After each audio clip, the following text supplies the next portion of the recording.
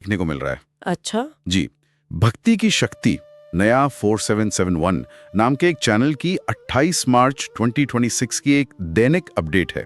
तो ये पंचांग से लेकर राशिफल और उपायों तक सब कुछ कवर करती है। तो आज हम इसी कॉस्मिक अपडेट के पीछे के मनोविज्ञान को समझने की कोशिश करेंगे।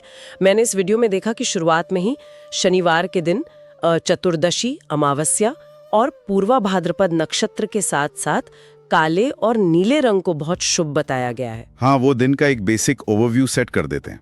बिल्कुल। लेकिन जो चीज मेरा सबसे ज्यादा ध्यान खींचती है वो है समय का बंटवारा।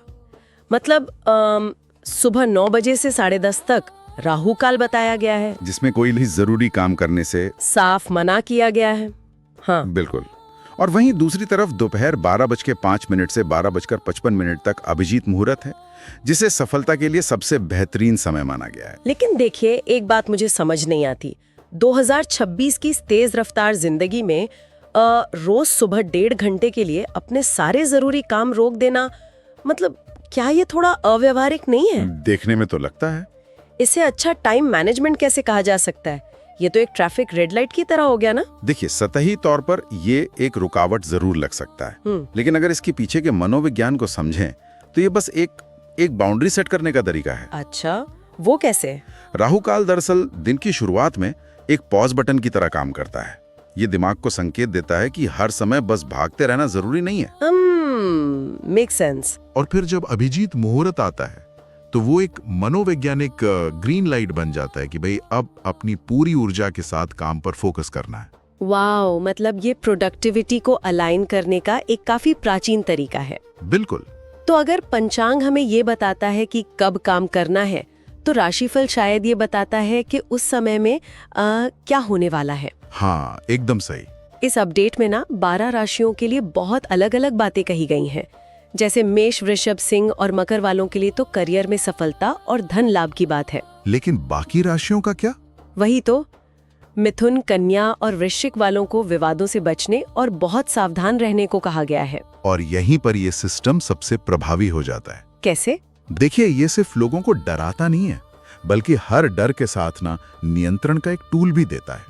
जैसे काली उड़द का दान करना या हनुमान जी को सिंदूर चढ़ाना या गरीबों को भोजन कराना। हाँ, ये सब समाधान के रूप में दिए गए हैं। मतलब ये एक ब्रह्मांडीय मौसम रिपोर्ट या कॉस्मिक वेदर रिपोर्ट की तरह है। कॉस्मिक वेदर रिपोर्ट, ये अच्छा टर्म है ना? अगर तनाव की बारिश होने की भविष्यवाणी है तो ये सिस्टम किसी को भीगने के लिए नहीं छोड़ता, बल्कि उपाय के रूप में एक छाता पकड़ा देता है। बिल्कुल सही एनालॉजी है। इंसान को अनिश्चितता से बहुत घबराहट होती है। जब कोई विशिष्ट उपाय किसी अज्ञात डर के साथ जुड़ जाता है ना, तो स्थिति कंट्रोल में लगने लगती है। ये पूरी तरह से नियतिवादी नहीं है फिर? एकदम नहीं। ये डर के बजाय समाधान और कर्म पर फोकस करता है। लेकिन असली कर्म और एक्शन प्लान तो शाम के उस महा उपाय में दिखता है। अच्छा, वो पीपल के पेड़ वाला? हाँ, पीपल के पेड़ के नीचे सरसों के तेल का दीपक जलाना और ओम शम शनेश्चराय नमः का 11 बार जाप करना। यहाँ तक तो सब बहुत बहुत पारंपरिक लगता है। लेकिन इसके ठीक बाद जो होता है, वही तो, इसके ठीक बाद जो होता है वो इस पूरे स्रोत को एकदम डिजिटल युग में लाकर खड़ा कर देता है। आप उस आधुनिक कॉल टू एक्शन की बात कर रहे हैं ना? बिल्कुल। एकदम से स्क्रीन पर टेक्स्ट आता है और कहा जाता है कि अगर आपको रोज का राशिफल देखना पसंद है तो वीडियो को लाइक करें, कमेंट में लिखें जय शनिदेव और चैनल भक्ति की शक्ति नया 4771 को सब्सक्राइब जरूर करें। धन्यवाद दोस्तों, मिलते हैं अगले वीडियो में। जय शनिदेव। हाँ, ये बहुत ही कमाल का ट्रांजिशन है। मतलब एक ही सांस में पीपल के पेड़ का दिया और YouTube का सब्सक्राइब बटन, ये कैसे काम कर रहा है? ये दरअसल इस पूरे इकोसिस्टम का सबसे शानदार हिस्सा है। देखिए, सोचिए, एक समय था जब लोग मंदिर जाते थे और वहां घंटी बजाकर अपनी उपस्थिति दर्ज कराते थे। हाँ। आज कमेंट बॉक्स में जय शनिदेव लिखना उस डिजिटल मंदिर की घंटी बजाने जैसा है। अरे वाओ, तो एक तरह से एल्गोरिथम ही वो माध्यम बन गया है जो इस आस्था को आगे बढ़ा रहा है। सटीक बात है। जब लोग कमेंट करते हैं तो उन्हें तुरंत एक मनोवैज्ञानिक शांति मिलती है कि चलो, उन्होंने अपना धार्मिक कर्म पूरा कर लिया। और उसी समय ये वीडियो के एंगेजमेंट को आसमान पर पहुंचा देता है। बिल्कुल। ये आस्था और एल्गोरिदम का एक ऐसा लूप है जो खुद ब खुद चलता रहता है और एक बहुत ही एक्टिव ऑनलाइन कम्युनिटी का निर्माण करता है।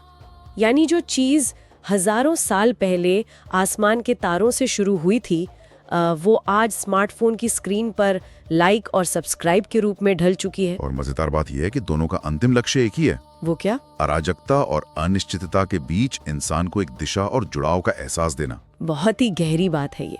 लेकिन जाते जाते एक सवाल जो किसी के भी जहन में आ सकता है, बताइए। क्या पीपल के पेड़ के नीचे दिया जलाने या कमेंट बॉक्स में जय शनिदेव लिखने से वास्तविक में ब्रह्मांड की ऊर्जा और आने वाला कल बदल जाता है?